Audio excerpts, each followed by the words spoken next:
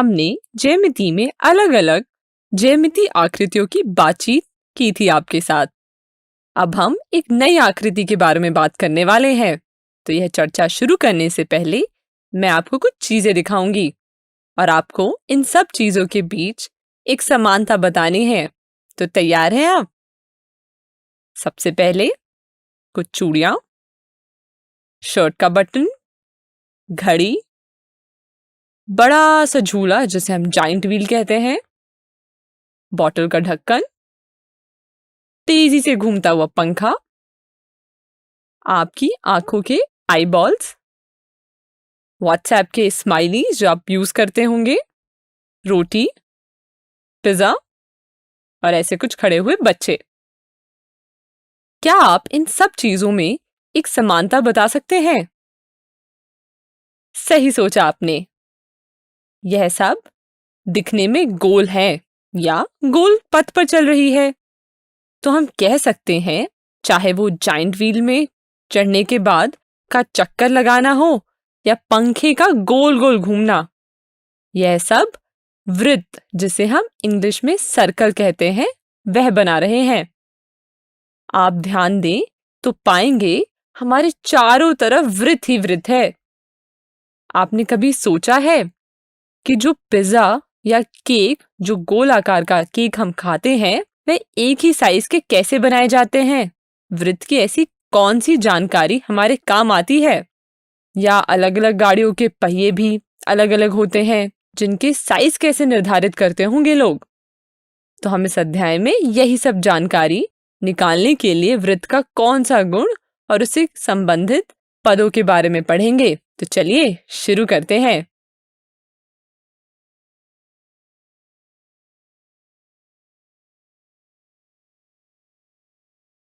हम इस टॉपिक में पढ़ेंगे कि किन तरीकों से वृत्त और रेखा एक ही तल पर खींचे जा सकते हैं। तो चलिए शुरू करते हैं। हमने पिछले वीडियो में पढ़ चुके हैं कि वृत्त, वृत्त का केंद्र, त्रिज्या तथा जीवा क्या होती है। चलिए अब देखते हैं कि एक वृत्त और एक रेखा एक तल पर किस किस प्रकार से बनाया जा सकता है। पहली संभावना यह हो सकती है कि वृत्त और रेखा एक दूसरे को किसी भी बिंदु पर ना स्पर्श करें। दूसरी संभावना यह हो सकती है कि रेखा वृत्त को केवल एक बिंदु पर स्पर्श करे। और तीसरी संभावना हो सकती है कि रेखा वृत्त को दो बिंदु पर काटे। क्या इन तीनों स्थितियों के अलावा वृत्त के सापेक्ष रेखा की कोई और स्थिति भी हो सकती है?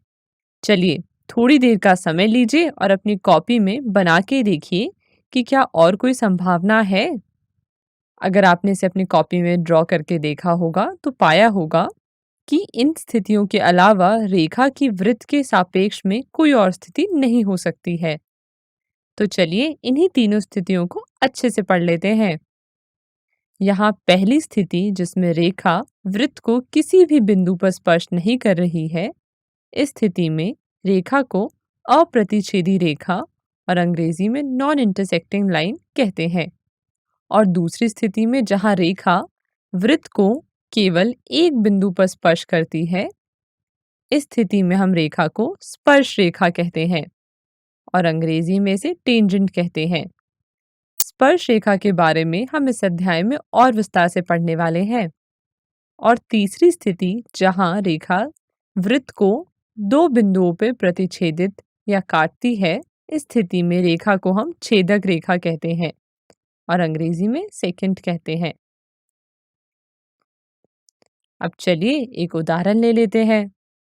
आपने कुएं के ऊपर स्थिर की हुई घिन्नी तो देखी ही होगी, जिसका इस्तेमाल कुएं से पानी निकालने के लिए किया जाता है। यहाँ घिन्नी के दोनों तरफ की रस्सी को देखिए। अगर हम इसे एक किरण मान लें तो यह घिन्नी द्वारा निरूपित वृत्त पर एक स्पर्श रेखा की तरह होगी। चलिए एक बार देख लेते हैं कि इस वीडियो में हमने क्या क्या पढ़ा। हमने पढ़ा कि एक तल पर एक वृत्त के सापेक्ष एक रेखा को बनाने के केवल 3 तरीके होते हैं। रेखा वृत्त को किसी भी बिंदु पर नहीं स्पर्श कर रही है और इस रेखा को अप्रतिच्छेदी रेखा कहते हैं। दूसरा तरीका है वृत्त को केवल एक बिंदु पर स्पर्श कर रही है और इस रेखा को स्पर्श रेखा कहते हैं। और तीसरा है वृत्त को दो बिंदुओं पर काट रही है और इस रेखा को छेदक रेखा कहते हैं। चलिए जो हमने पढ़ा उस पर आधारित एक प्रश्न का उत्तर दीजिए। क्या यहाँ कहना सही है कि यह दोनों ही रेखाएं इस वृत्त की स्पर्श रेखा है? इस प्रश्न का हल अपनी कॉपी में लिखिए, फिर देखते हैं कि क्या आपका आंसर सही है या नहीं।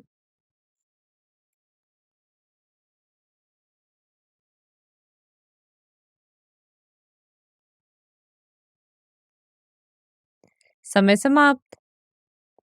जी हाँ, ऐसा हम कह सकते हैं क्योंकि यह दोनों ही रेखाएं इस वृत्त को सिर्फ एक बिंदु पर स्पर्श कर रही है, इसलिए यह दोनों ही रेखाएं इस वृत्त की स्पर्श रेखाएं हैं। चलिए अब इसे अपनी कॉपी में फटाफट लिख लीजिए।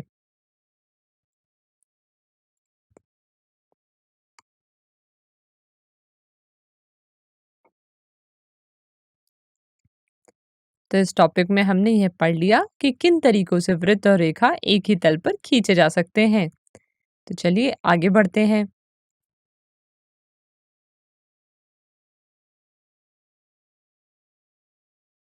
तो हम इस टॉपिक में पढ़ेंगे वृत्त की स्पर्श रेखा, टेंजेंट टू अ सर्कल। तो चलिए शुरू करते हैं। हमने पिछले वीडियो में पढ़ा कि किसी वृत्त की स्पर्श रेखा वह रेखा है जो वृत्त को केवल एक बिंदु पर प्रतिच्छेदित करती है और इस बिंदु को हम स्पर्श बिंदु कहते हैं क्योंकि इसी बिंदु पर स्पर्श रेखा और वृत्त एक दूसरे को स्पर्श कर रहे हैं। चलिए अब स्पर्श रेखा को और अच्छे से समझने के लिए क्रियाकलाप करते हैं। एक वृत्ताकार और एक सीधा तार AB लीजिए। अब सीधे तार को वृत्ताकार तार से बिंदु P पर इस प्रकार जोड़िए कि वह बिंदु P के परितः एक समतल में घूम सके। जब हम AB को बिंदु P के परितः घुमाएंगे तो हम सीधे तार की विभिन्न अवस्थाएं मिलेंगी। जैसे कि हम देख सकते हैं कि तार विभिन्न स्थितियों में वृत्ताकार तार को बिंदु P के अलावा और भी बिंदुओं पर काट रहा है, जैसे कि C, D, E। एक पोजीशन में हम यह नोटिस करेंगे कि तार वृत्त को केवल एक ही बिंदु P पर काट रहा है और उसी रेखा को वृत्त की स्पर्श रेखा यानी कि टेंजेंट कहेंगे। यह दर्शाता है कि बिंदु P पर वृत्त की स्पर्श रेखा का अस्तित्व है और वृत्त के एक बिंदु पर केवल एक स्पर्श रेखा होती है। इस क्रियाकलाप की मदद से हमने देखा वृत्त के एक बिंदु पर एक और केवल एक स्पर्श रेखा होती है। अच्छा, तो अब ये बताइए क्या यह कहना उचित है कि किसी वृत्त की स्पर्श रेखा एक प्रकार की छेदक रेखा ही होती है? वीडियो को रोकें और इस बारे में सोचें। देखते हैं। यहाँ हम देख सकते हैं कि जैसे जैसे हम छेदक रेखा को बिंदु P की तरफ लेकर जाते हैं, बिंदु A और B दोनों ही एक दूसरे से बिंदु P पर संपाती हो जाती है, मतलब कोइंसाइड हो जाती है। तो हम यह कह सकते हैं कि वृत्त की स्पर्श रेखा छेदक रेखा की एक विशिष्ट दशा है, जब संगत जीवा के दोनों सिरे संपाती हो जाते हैं। लेकिन क्या आप बता सकते हैं कि एक छेदक रेखा के समांतर कितनी स्पर्श रेखाएं खींची जा सकती हैं? चलिए इसे समझने के लिए भी एक क्रियाकलाप करते हैं। एक कागज पर एक वृत्त और एक वृत्त की छेदक रेखा AB खींचिए। छेदक रेखा के समांतर दो और अनेक रेखाएं खींचिए। हम देखेंगे कि रेखाओं द्वारा काटी गई जीवा की लंबाई धीरे धीरे कम हो रही है और छेदक रेखा के दोनों ओर एक स्थिति में यह शून्य हो जाती है। यह दोनों रेखाएं वृत्त की स्पर्श रेखा बन जाती है। इसलिए रेखा A1B1 और A2B2 दी गई छेदक रेखा AB के समांतर दो स्पर्श रेखाएं हैं। इस क्रियाकलाप की मदद से हमने देखा कि छेदक रेखा के समांतर वृत्त की दो से अधिक स्पर्श रेखाएं नहीं हो सकती, क्योंकि हम कहीं भी और रेखा बनाएंगे तो वह वृत्त को स्पर्श नहीं करेगी और ये छेदक रेखा बन जाएगी। चलिए देखते हैं कि इस वीडियो में हमने क्या-क्या पढ़ा। हमने पढ़ा कि किसी वृत्त की स्पर्श रेखा वह रेखा है जो वृत्त को केवल एक बिंदु पर प्रतिच्छेदित करती है और इस बिंदु को स्पर्श बिंदु कहते हैं। हमने पढ़ा कि वृत्त के एक बिंदु पर एक और केवल एक ही स्पर्श रेखा होती है और वृत्त की स्पर्श रेखा छेदक रेखा की एक विशिष्ट दशा है जब संगत जीवा के दोनों सिरे संपाती हो जाते हैं। फिर हमने पढ़ा कि एक छेदक रेखा के समांतर वृत्त की दो से अधिक स्पर्श रेखाएं नहीं हो सकती हैं। चलिए जो हमने पढ़ा उसी पर आधारित कुछ प्रश्न का उत्तर दीजिए आप। प्रश्न आपके सामने है, यह फिल इन द ब्लैंक्स है। इसका उत्तर अपनी कॉपी में लिखें। समय समाप्त। देखते हैं इसका सही उत्तर क्या है। इसका सही उत्तर आपके सामने है। इस वीडियो में हमने स्पर्श रेखा के बारे में भी पढ़ लिया। अब इन सारे बिंदुओं को अपनी कॉपी में फटाफट लिख लीजिए और इसे भी।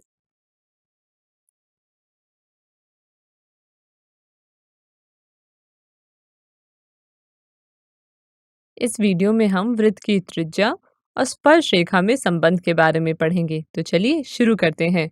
आपने चारों ओर अपनी साइकिल या बैलगाड़ी को तो चलते देखा ही होगा।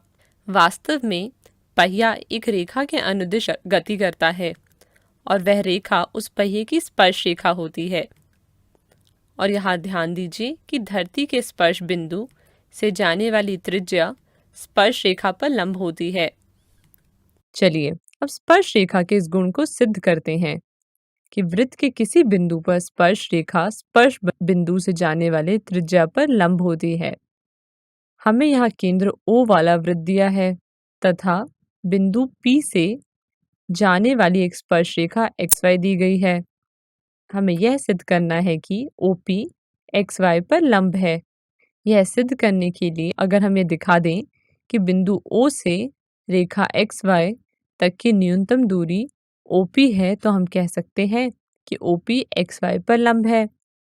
अब इसे सिद्ध करने के लिए हमें एक रचना करनी होगी। रेखा XY पर P के अतिरिक्त एक बिंदु Q ले लीजिए। यहाँ हम देख सकते हैं कि OQ वृत्त को प्रतिच्छेदित कर रही है। मान लीजिए यह बिंदु R है और यहाँ हम देख सकते हैं कि OR OQ से छोटा है। तो क्या यहाँ से हम यह भी कह सकते हैं कि OP OQ से छोटा है? जी हाँ, हम ये कह सकते हैं क्योंकि OR और OP दोनों ही वृत्त की त्रिज्या है। इसलिए OR बराबर OP होगा। इसलिए हम कह सकते हैं कि OP OQ से छोटा है। और यहाँ हम देख सकते हैं कि हम XY पर Q कहीं भी लें, हमें OP OQ से छोटा मिलेगा। इसलिए यानी कि OP बिंदु O से XY पर सबसे न्यूनतम दूरी है।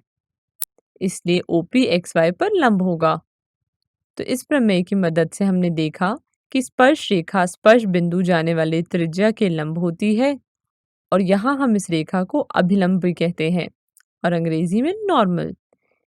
इस चित्र को अपनी कॉपी में बना लीजिए।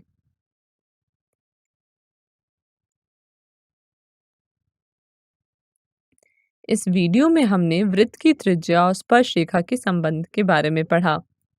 तो चलिए अब इस प्रूफ को अपनी कॉपी में लिख लेते हैं। यह प्रूफ कुछ इस प्रकार है। इसे अपनी कॉपी में नोट कर लें।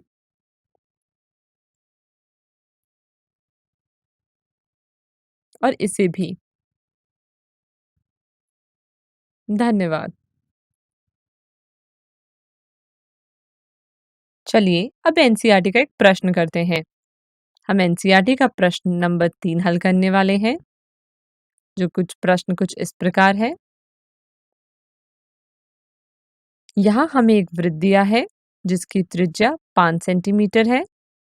वृत्त पर P एक बिंदु दिया है जिससे आने वाली स्पर्श रेखा PQ है और यह भी दिया गया है कि केंद्र O से जाने वाली रेखा बिंदु Q पर इस प्रकार मिलती है कि OQ बराबर 12 सेंटीमीटर है और हमें यहाँ PQ की लंबाई ज्ञात करनी है। चूंकि हमने प्रमेय 10.1 में पढ़ा था कि वृत्त के किसी बिंदु पर स्पर्श रेखा स्पर्श बिंदु से जाने वाले त्रिज्या पे लंब होती है, तो हम कह सकते हैं कि OPQ एक समकोण त्रिभुज है। अब हम PQ का मान ज्ञात करने के लिए त्रिभुज में पाइथागोरस प्रमेय का उपयोग करेंगे। पाइथागोरस प्रमेय के अनुसार कर्ण स्क्वायर बराबर आधार का स्क्वायर प्लस लंब का स्क्वायर होता है, जिसे हम अंग्रेजी में हाइपोटेन्यूज का स्क्वायर बराबर base square plus perpendicular square लिखते हैं। चूंकि यहाँ आधार निकालना है, तो हम लिख सकते हैं आधार का स्क्वायर बराबर कर्ण का स्क्वायर माइनस लंब का स्क्वायर। यहाँ हमें कर्ण दिया हुआ है 12 और लंब दिया हुआ है 5 सेंटीमीटर। तो इसे आगे हल करने पर हमें आधार √119 मिल जाएगा। ये सेम कैलकुलेशन आप हिंदी में भी देख सकते हैं, इसलिए यहाँ सही विकल्प डी होगा। चलिए अब आप इसे अपनी कॉपी में नोट कर लीजिए।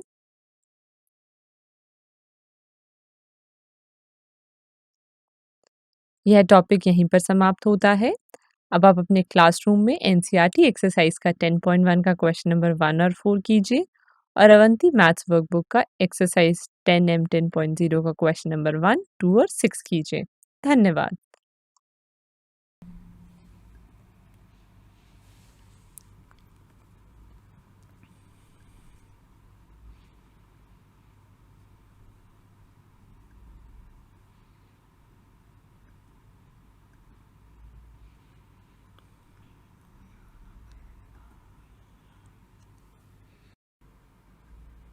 ये रहा प्रश्न, बताइए चारों विकल्पों में से सही विकल्प कौन सा है।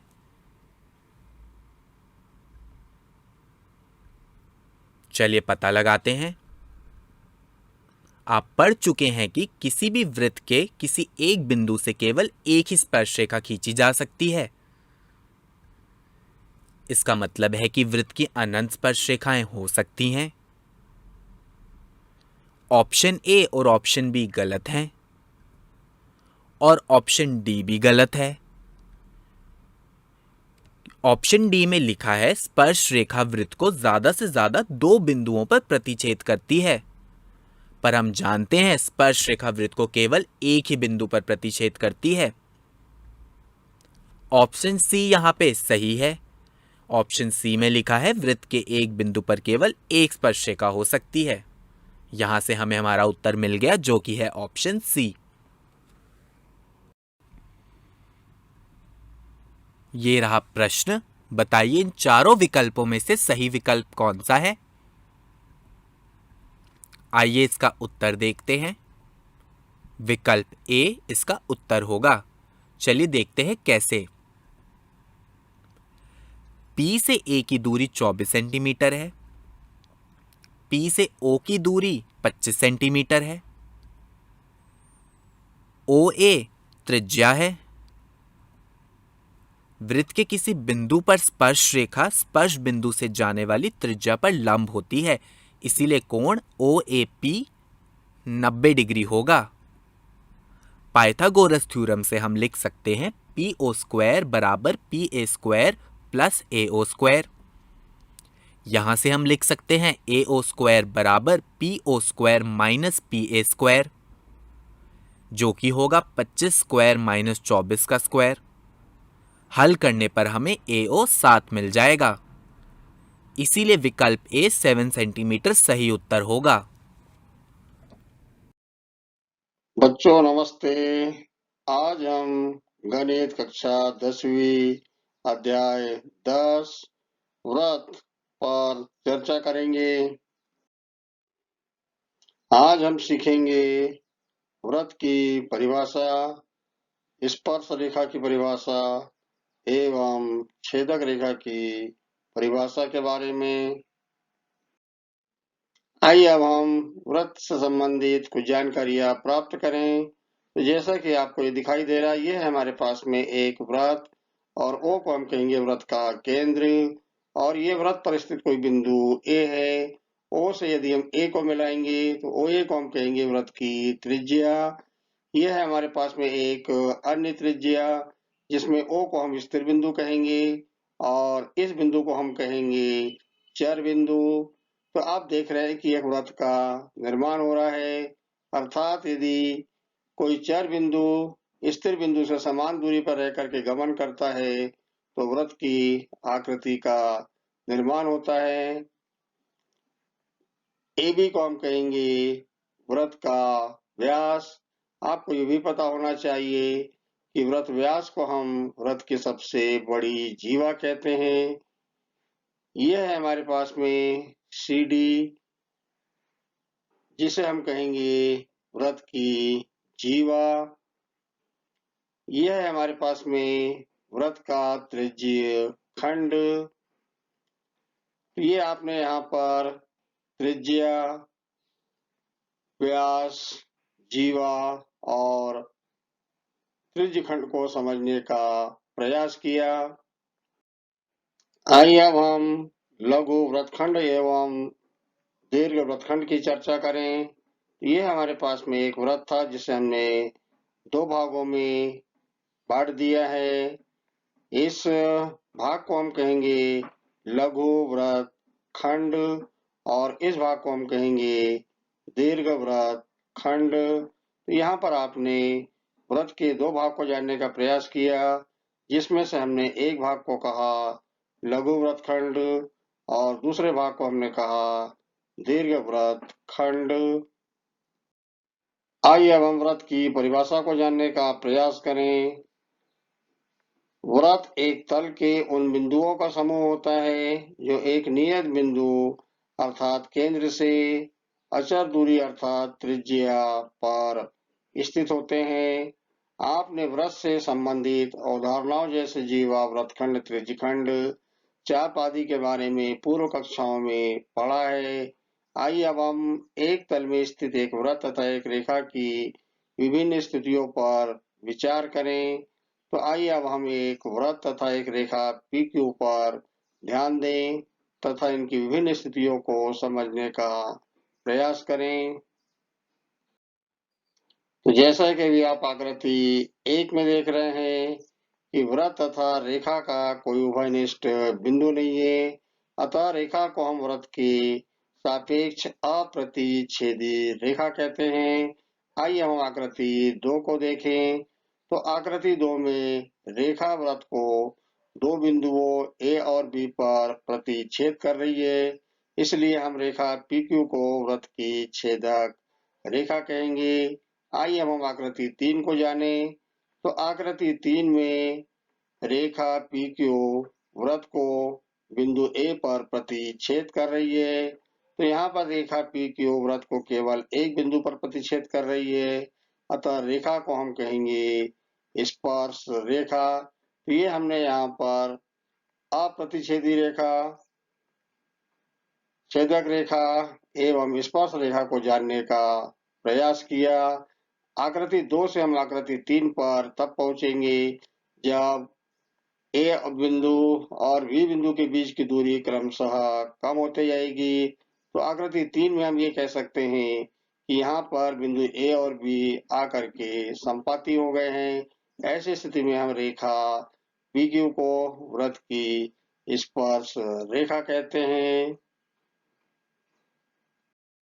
अभी आपने आकृति 1 में देखा कि रेखा PQ तथा वृत्त में कोई उभयनिष्ठ बिंदु नहीं है।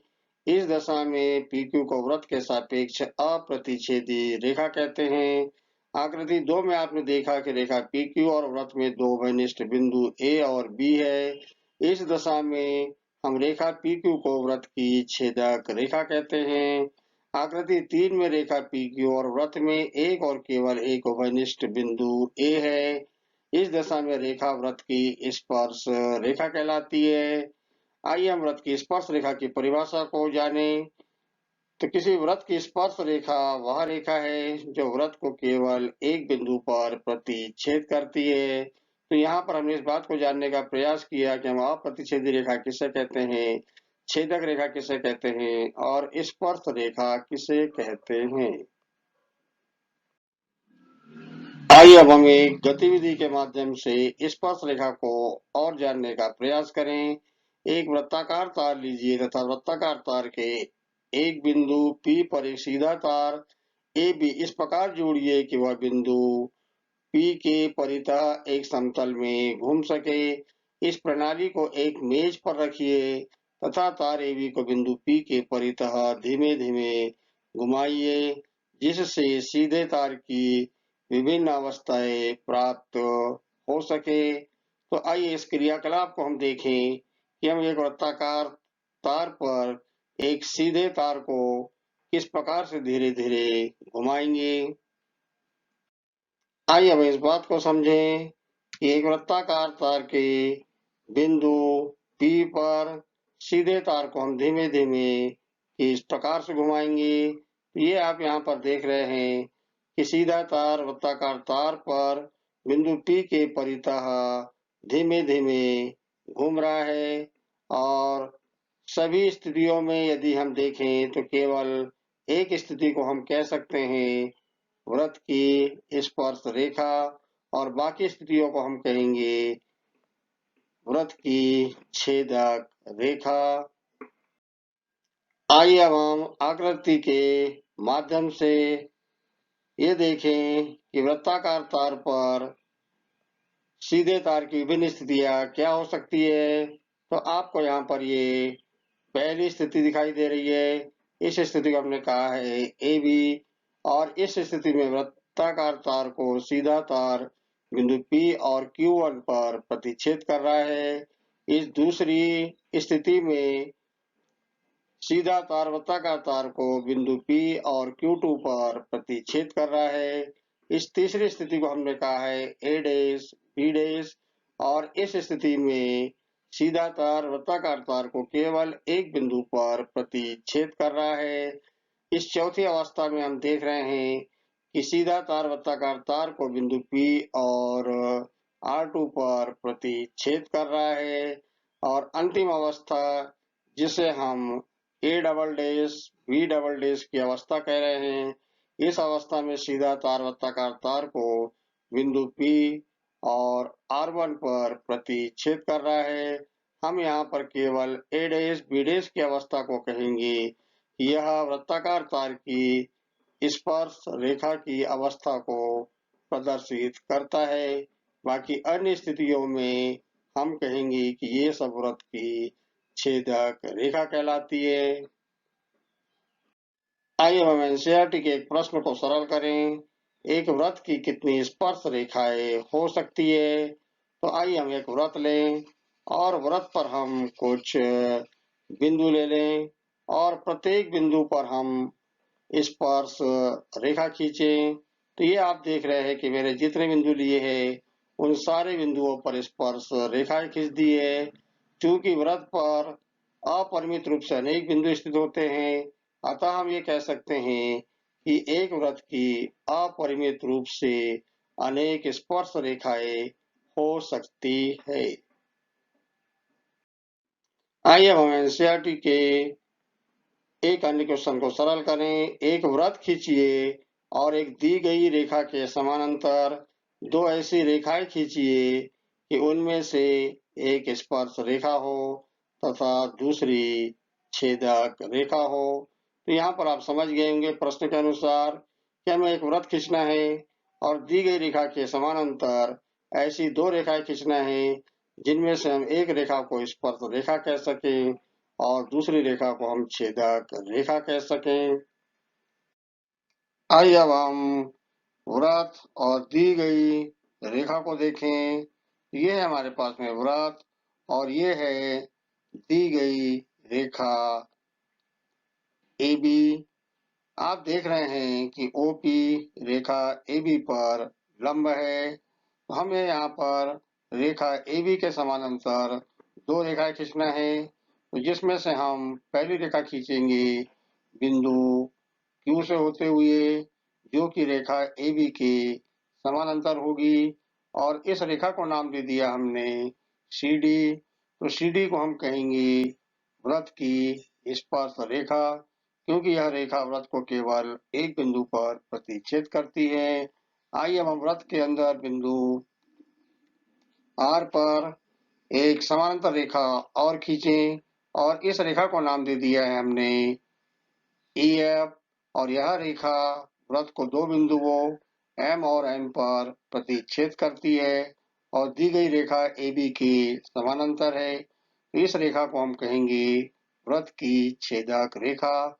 आपको यहाँ पर ये ध्यान रखना है कि OQ का मान जब त्रिज्या के बराबर होगा तब CD स्पर्श रेखा कहलाएगी और जब OR का मान त्रिज्या से कम होगा, ऐसी स्थिति में हम EF को छेदक रेखा कहेंगे।